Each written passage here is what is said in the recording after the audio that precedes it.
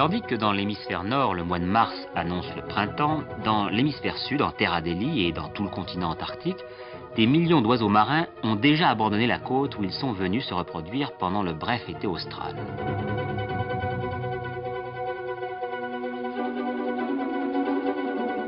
La côte redevient un désert sans vie. Le froid commence sa longue descente au-dessous de 0 degré. La mer se fige et peu à peu, la banquise s'installe pour un interminable hiver de 9 mois.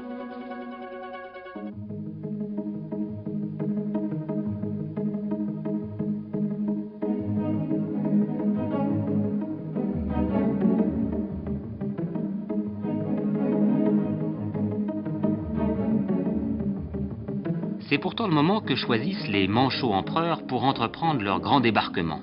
Sur la banquise, depuis l'océan, en longue colonne, ces oiseaux marins, vraiment pas comme les autres, car il s'agit bien d'oiseaux, même s'ils ne volent plus comme leurs ancêtres, sont les seuls à venir ici, au cœur même du terrible hiver polaire, pour assurer leur reproduction.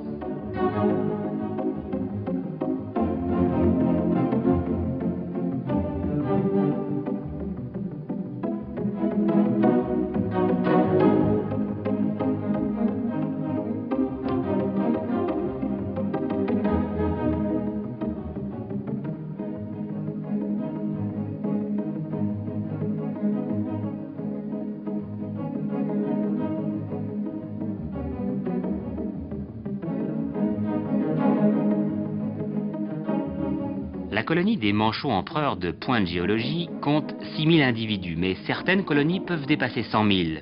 Tous les ans, chacune établit son camp sur la banquise, au même endroit.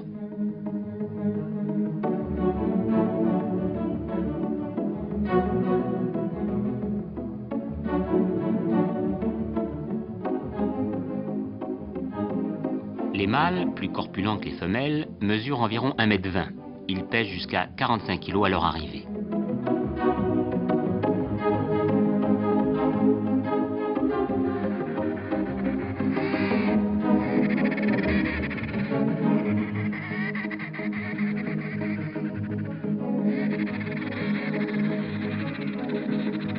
Pendant de longs mois, les empereurs vont affronter un jeûne sévère et vivre sur leurs réserves. Ils ne pourront que se désaltérer en avalant de la neige.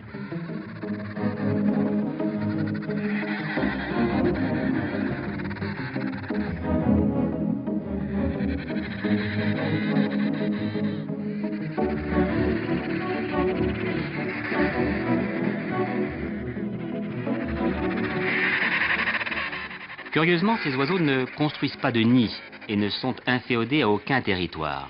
Dès l'arrivée, ils commencent leur parade nuptiale par un chant d'appel pour trouver un partenaire. Ce chant est un signe de reconnaissance de leur espèce, mais aussi de leur sexe. Dans un tel brouhaha, aucune confusion n'est possible parce qu'un chant à lui seul paralyse tous ceux des voisins situés à moins de 7 mètres. En fait, chaque empereur ne peut chanter qu'à son tour.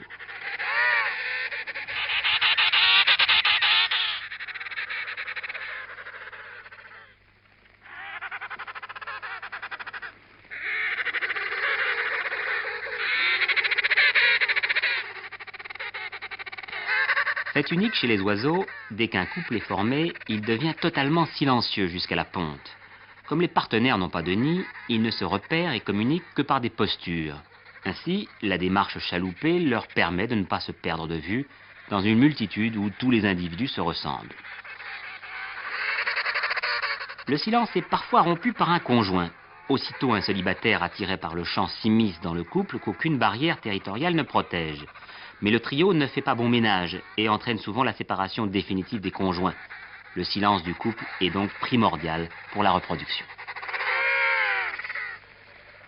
De plus, une harmonisation rapide du couple est nécessaire car les manchots ont des réserves limitées et sur la banquise, le temps leur est compté. La position extatique favorise la synchronisation et en moins de 3 semaines, tous les couples sont constitués.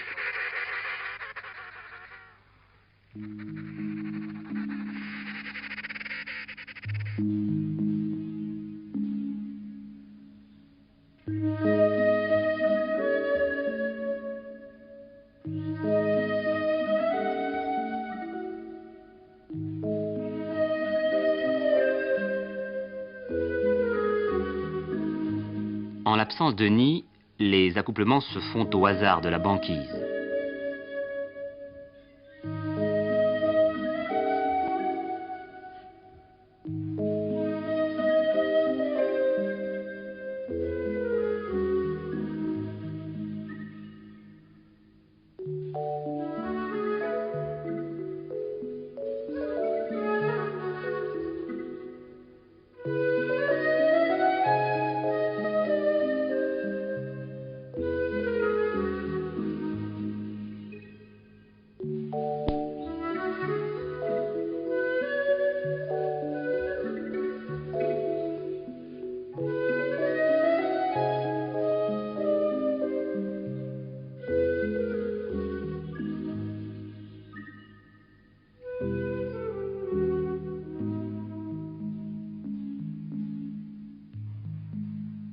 Début mai. Lentement, jour après jour, l'hiver gagne du terrain. Il fait déjà moins 20 degrés. Le soleil va bientôt disparaître pour de longs mois. C'est le moment où les femelles pondent.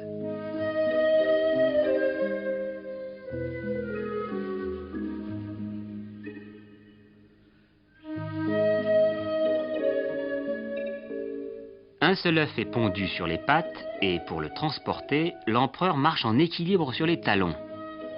Pour un animal aussi gros, l'œuf est petit. Il ne pèse qu'une livre.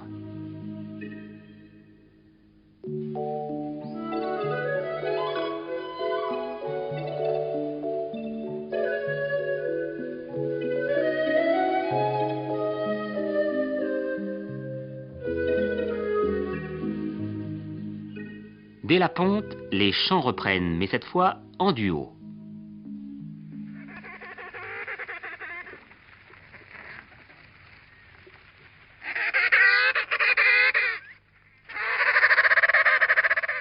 Le chant est l'unique mot de passe pour les conjoints qui doivent se retrouver après de longues absences. Chaque empereur possède un chant qui lui est propre et reconnaissable par son partenaire.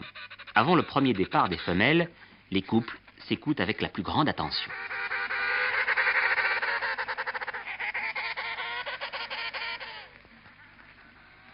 Affaiblie par la ponte et par 2 mois de jeûne, la femelle confie son œuf au mâle plus résistant. Sauf accident, il ne s'en séparera plus jusqu'à l'éclosion. Lui seul va prendre en charge les 2 mois de couvaison.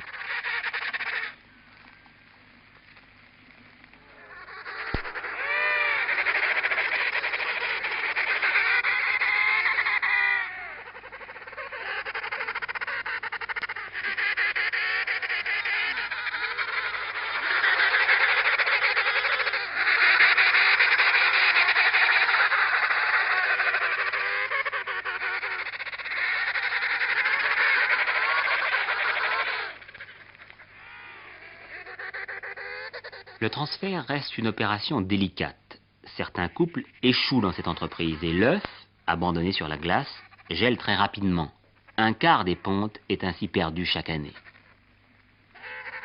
Dès que les femelles sont libres, elles peuvent enfin partir s'alimenter vers la mer au-delà de la banquise qui s'étend maintenant sur 200 km et dépasse 2 mètres d'épaisseur.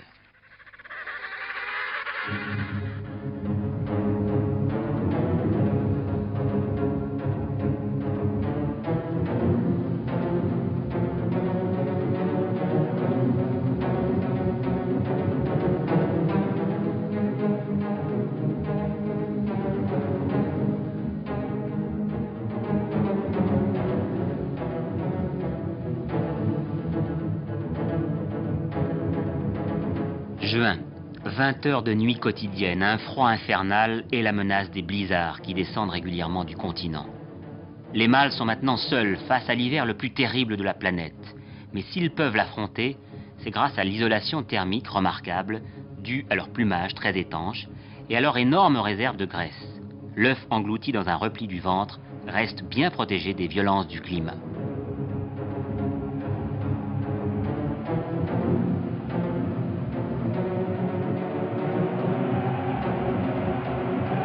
Dans une nuit presque permanente, par moins 30 degrés, les empereurs affrontent des vents chargés de glace qui soufflent à plus de 200 km/h, ce qui revient à supporter des températures équivalentes à moins 180 degrés.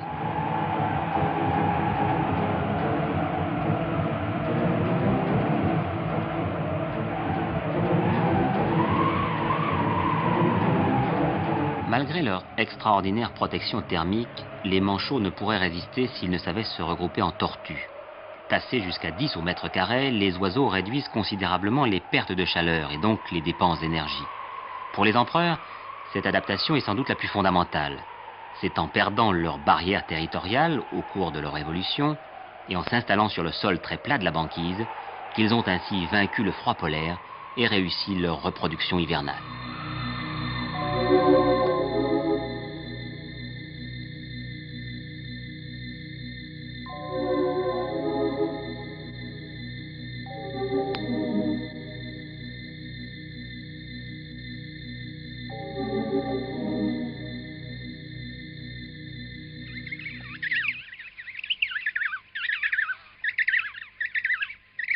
Juillet. Au plus fort de l'hiver, les premiers poussins apparaissent.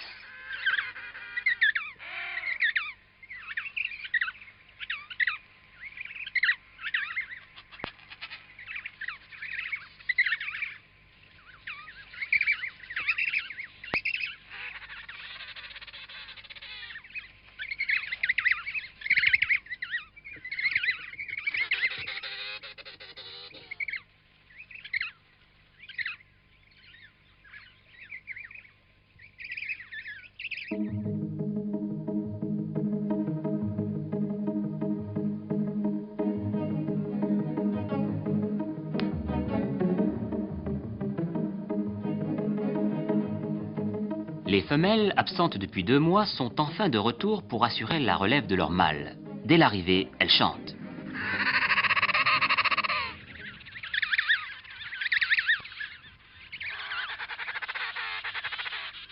Quelques heures plus tard, le couple est à nouveau réuni.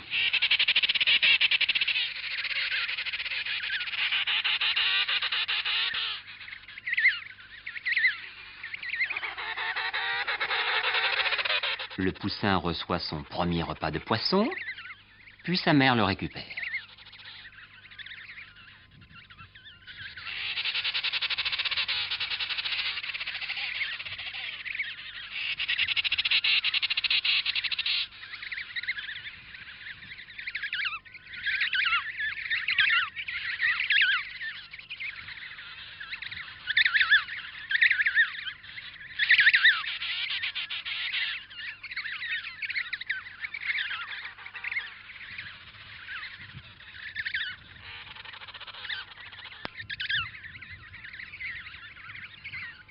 Mais les mâles en sont à leur 4e mois de jeûne. Ils ont perdu près de la moitié de leur poids et sont épuisés. L'océan, à 2 mètres sous leurs pattes, ne peut les nourrir. Il leur faudra souvent parcourir plusieurs centaines de kilomètres sur la banquise avant de rejoindre la mer libre et de pouvoir enfin s'alimenter.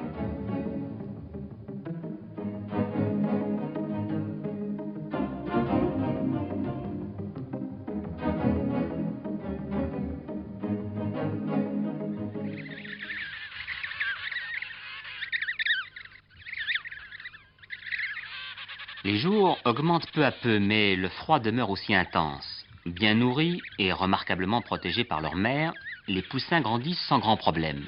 La colonie reste près des îlots qui ancrent la banquise. Ils peuvent servir de refuge et empêcher que toute la progéniture soit engloutie si les contre-coups d'une tempête au large brisent la glace.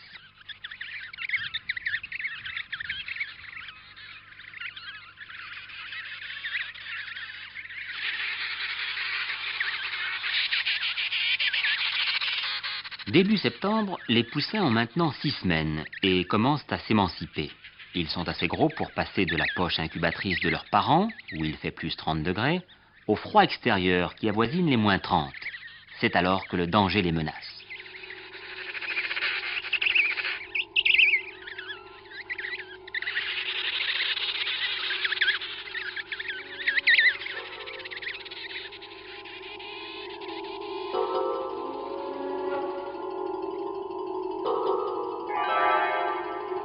À cause de l'absence de nid et de barrières territoriales, le jeune risque de se faire enlever par des parents voisins qui ont perdu leurs petits. Il peut alors mourir écrasé dans la bataille que se livrent les ravisseurs.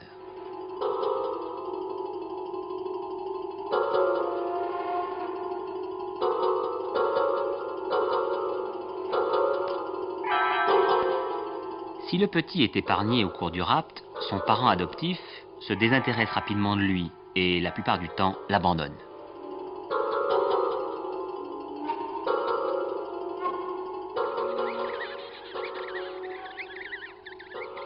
Le poussin finit généralement par mourir de froid. Le rapt ne semble donc pas bénéfique à l'espèce, contrairement à ce qu'on aurait pu croire.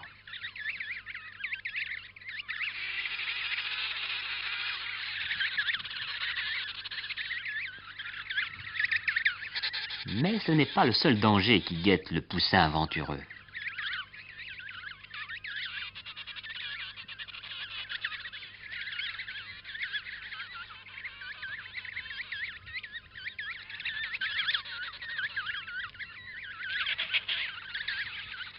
Les agressions des pétrels géants, arrivées depuis peu, sont cependant très occasionnelles.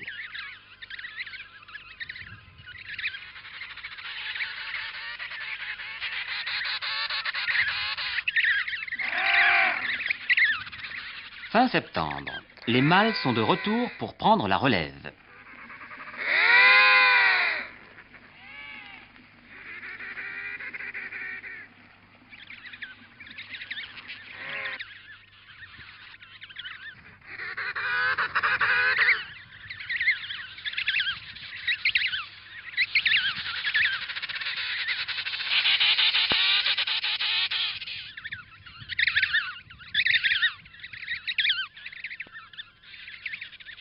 La durée du jour augmente, mais le froid intense persiste et les blizzards, plus violents que jamais, provoquent de véritables hécatombes parmi les jeunes les moins bien nourris.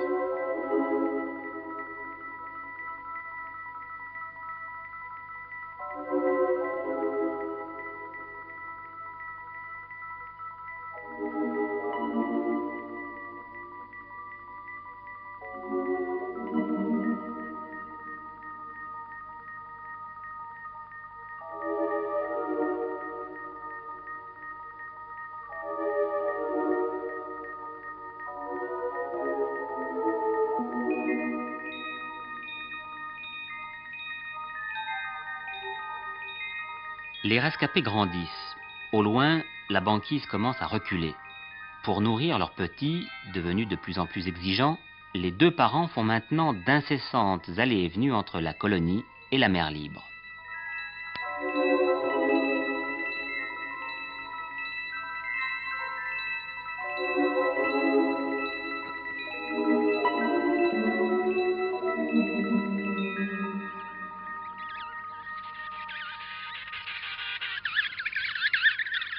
En l'absence des adultes, les jeunes se regroupent en crèche. Ce sont leurs premiers rassemblements en tortues. À leur retour, les parents chantent devant les crèches jusqu'à ce que leurs poussins se manifestent.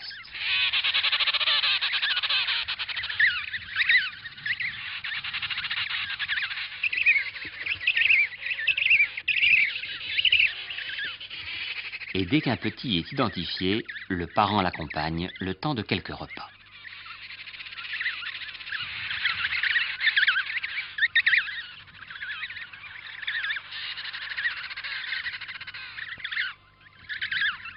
Octobre, premier signe du printemps austral. Les poussins sont de plus en plus robustes et maintenant hors de danger.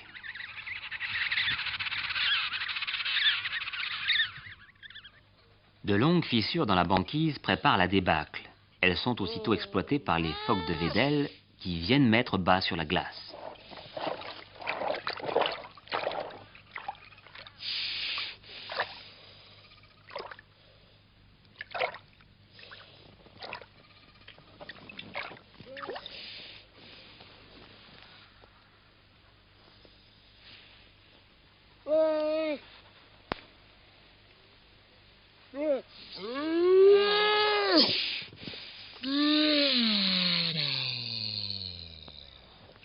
Les empereurs ne sont plus seuls.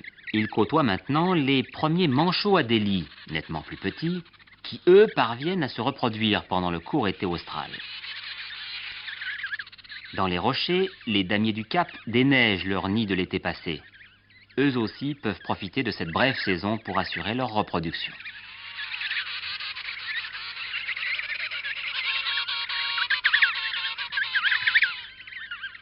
Avec novembre et ses longues journées de soleil, la banquise se transforme en un bourbier pestilentiel de glace fondante et de déjections accumulées depuis de longs mois.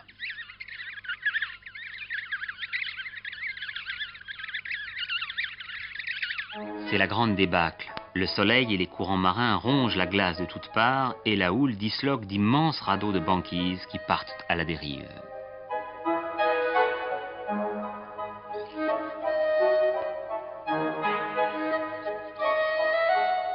Les petits manchots à délices sont de plus en plus nombreux. Chez les animaux, plus l'espèce est de grande taille, plus l'élevage des jeunes dure longtemps. L'imposant empereur n'échappe pas à la règle.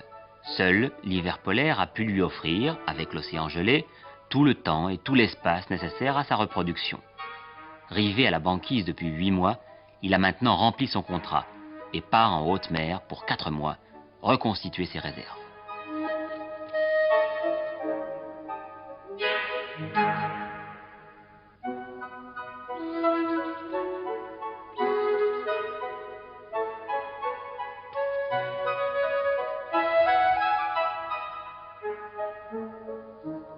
En perdant le pouvoir de voler, l'espèce a acquis celui de nager.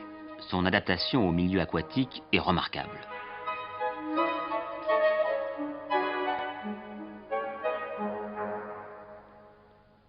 Les poussins restent encore quelque temps en compagnie des derniers adultes. Le jour dure maintenant 24 heures et les températures avoisinent 0 degré. Par cette douceur toute relative, les jeunes suffoquent de chaleur.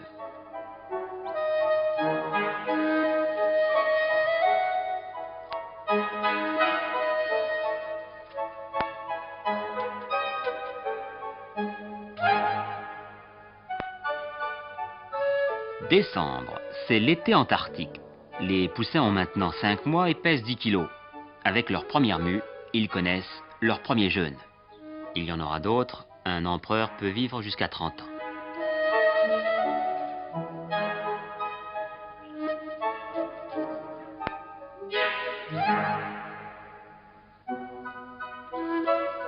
Et c'est enfin le premier départ, en pleine débâcle. Dans 5 ans, quand ils seront adultes, ils reviendront eux aussi assurer la reproduction.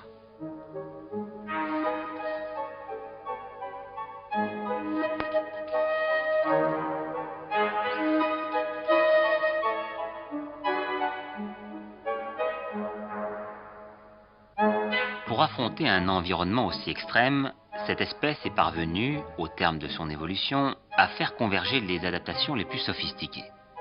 Cette stratégie a permis au manchot empereur de lier le sort de sa reproduction aux 9 mois du redoutable hiver austral.